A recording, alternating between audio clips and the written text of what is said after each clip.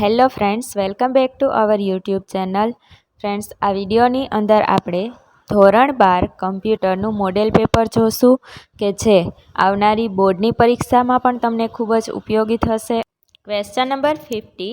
જાવા ભાષા કયા વર્ષમાં વિકસાવવામાં આવેલ છે?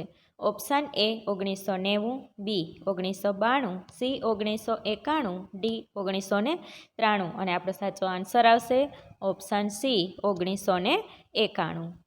ક્વેશ્ચન નંબર 51 કે જાવા ભાષા કેટલા પ્રકારના પ્રાથમિક એટલે કે પ્રિમિટિવ ડેટા પ્રકાર પૂરા પાડે છે? Option A 5, option B 7, option C 8 અને ઓપ્શન ડી 6. મિત્રો, આઈએમપી ક્વેશ્ચન છે અને આપણો રાઈટ આન્સર આવશે option C 8.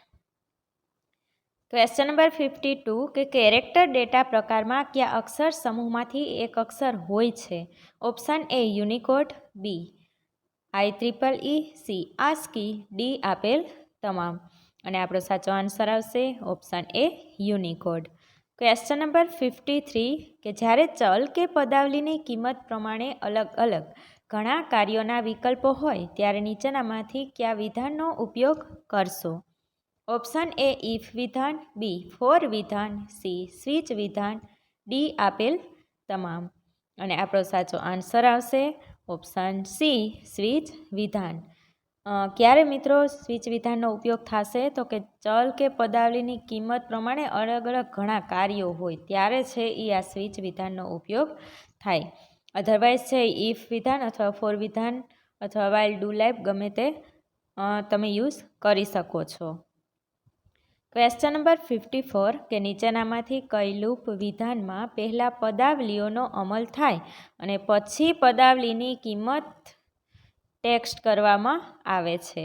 Option A for, option B while, option C do while, option D switch. અને આપણો સાચો આન્સર આવશે ઓપ્શન સી ડુ વાઇલ. જો વાઇલ અને ડુ વાઇલમાં કન્ફ્યુઝ ન થતા, અહીંયા ક્વેશ્ચનમાં શું કીધું કે પહેલાં પદાવલી છે એનો એક વખત તો અમલ થઈ જ જાય અને પછી એની કન્ડિશન એટલે કે પદાવલીની કિંમત છે એને ટેસ્ટ કરવામાં આવે છે. એટલે અહીંયા આપણો સાચો આન્સર આવશે ડુ વાઇલ. ક્વેશ્ચન નંબર 55 કે લૂપમાંથી નિર્ગમ એટલે કે એક્ઝિટ મીન્સ કે બહાર નીકળવા માટે કયું વિધાન ઉપયોગી બનશે? Option A stop, option B exit, option C continue, option D break. અને આપણો સાચો આન્સર આવશે option D break. Question number 56 કે નીચેનામાંથી કયું વિધાન કોઈ પણ ભૂલ વિના કમ્પાઇલ થશે?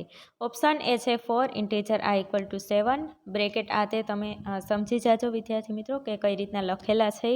બી વાઇલ બ્રેકેટમાં 1 integer i = 7, C while bracket true curly bracket integer i = 7 અને ડી આપેલ તમામ. તો આપણો સાચો આન્સર આવશે ઓપ્શન ડી આપેલ તમામ. ઇટ મીન્સ કે આ બધા વિધાનો જે છે એ કોઈ પણ એરર વિના એટલે કે ભૂલ વિના કમ્પાઇલ થશે. ક્વેશ્ચન નંબર 57 કે નીચેનામાંથી માન્ય ચલના નામનો પહેલો અક્ષર કોણ ન હોઈ શકે? શું પૂછ્યું? ન હોઈ શકે, એવું નથી પૂછ્યું કે કોણ છે. તો આપણો સાચો આન્સર આવશે ઓપ્શન બી અંક. મીન્સ કે સ્ટાર્ટિંગ છે એ અંકથી ના કરી શકો. અંડરસ્કોર અક્ષર કે ડોલર એનાથી તમે સ્ટાર્ટિંગ કરી શકો છો. ક્વેશ્ચન નંબર 58 કે બુલિયન ડેટા પ્રકારની પૂર્વ નિર્ધારિત કિંમત શું હોય છે? Option A null, B true, C false, D 0. અને આપણો સાચો આન્સર આવશે option C false. Question number 59 કે ઓબ્જેક્ટ માટેનો બીજો શબ્દ શું છે? ઓપ્શન એ ક્લાસનો ઇન્સ્ટન્સ, ઓપ્શન બી ક્લાસનો data, option C variable, option D parameter. અને આપણો સાચો આન્સર આવશે ઓપ્શન એ ક્લાસનો instance. Question number 60 instant variable access કરવા એટલે કે કાર્ય કરવા માટે મેળવવા કયા પ્રકારનો ઉપયોગ કરશો? ઓપ્શન એ ડોટ પ્રક્રિયક, બી કોમા પ્રક્રિયક, સી હેશ પ્રક્રિયક, ડી સેમી કોમા પ્રક્રિયક. અને આપણો સાચો આન્સર આવશે ઓપ્શન એ ડોટ પ્રક્રિયક. ક્વેશ્ચન નંબર 61 નીચેનામાંથી કયા વેરિયેબલને ક્લાસની અંદર, મેથડની બહાર અને સ્ટેટિક ચાવીરૂપ શબ્દ સાથે વ્યાખ્યાયિત કરવામાં આવે છે? Option A local variable, B class variable, C instant variable, D B અને સી બંને. અને આપણો સાચો આન્સર આવશે ઓપ્શન બી કે ક્લાસ વેરિયેબલ. શું આવે? Class variable.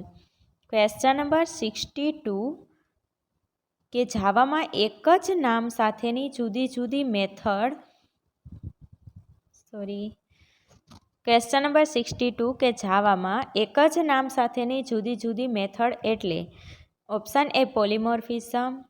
પોલિમોર્ફિઝમમાં ઉપર રેપ ચડાવતા ભૂલી ગઈ છે ટાઈપિંગમાં, તો સમજી જાજો વિદ્યાર્થી મિત્રો, એના માટે.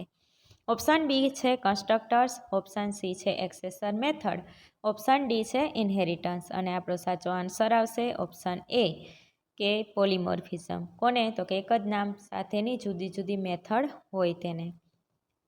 ક્વેશ્ચન નંબર 63 નીચેનામાંથી કોનું કાર્ય મુખ્યત્વે પ્રારંભિક કિંમતો આપવા માટે થાય છે? Option A constructor, option B inheritance, option C composition, option D આપેલ તમામ. અને આપણો સાચો આન્સર આવશે option A constructor.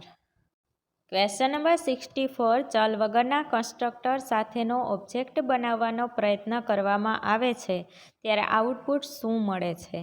Option A 0, option B 1, option C compiler error બતાવે છે, ઓપ્શન ડી -1. અને આપણો સાચો આન્સર આવશે ઓપ્શન સી કે કમ્પાઇલર એરર બતાવે છે. ક્યારે? તો કે ચલ વગરના કન્સ્ટ્રક્ટર સાથે તમે જે ઓબ્જેક્ટ બનાવો ત્યારે.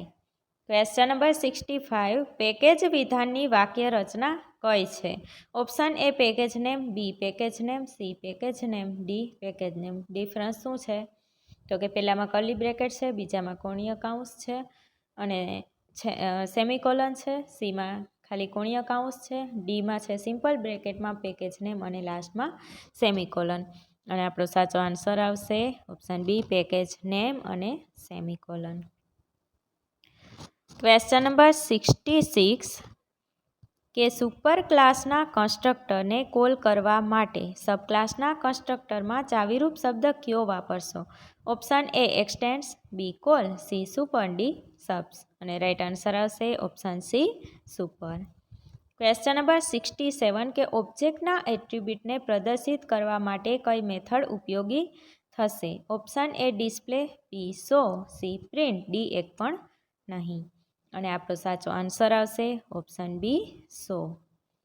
ક્વેશ્ચન નંબર 68 કે નીચેનામાંથી કયો ક્લાસ હેઝ એ પ્રકારનો સંબંધ રચે છે? Option A composition, B aggregation, C A અને બી બંને, ડી ઇનહેરિટન્સ. અને આપણો સાચો આન્સર આવશે ઓપ્શન સી, અહીંયા કરવાનું છે ઓપ્શન સી એ અને બી બંને. ઓકે. ક્વેશ્ચન નંબર 69 કે એરે કેવા પ્રકારની માહિતી રજૂ કરવા માટે ઉપયોગી છે? ઓપ્શન એ સદિશ, ઓપ્શન બી શ્રેણિક, ઓપ્શન સી બહુપરિમાણીય, ઓપ્શન ડી આપેલ તમામ. અને આપણો સાચો આન્સર આવશે ઓપ્શન ડી આપેલ તમામ.